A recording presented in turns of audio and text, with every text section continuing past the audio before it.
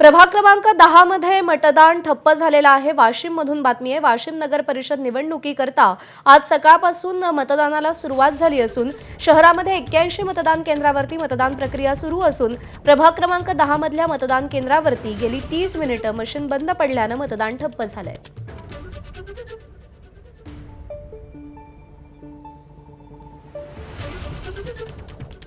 दुसऱ्या टप्प्यात म्हणजे 9:30 वाजेच्या नंतरच्या पहिल्या टप्प्यामध्ये दुसऱ्या टप्प्यामध्ये मतदानमध्ये बिघाड आल्याने मतदारांना तटकळत तिथे उभं राहायची काम पडलेलं आहे।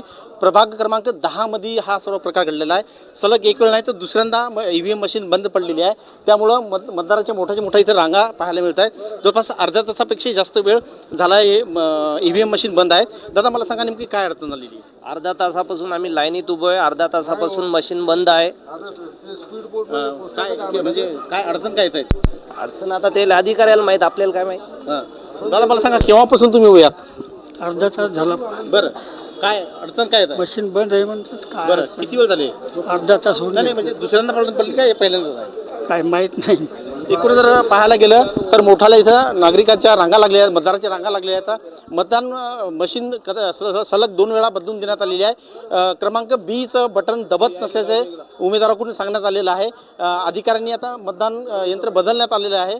आता नेमकं ही मतदान प्रक्रिया कशी पार पडती हे पाहणं महत्त्वाचं असणार आहे। मनोज जयस्वाल, ABP माझा, वाशिम। ABP माझा, उघडा डोळे बघा नीट।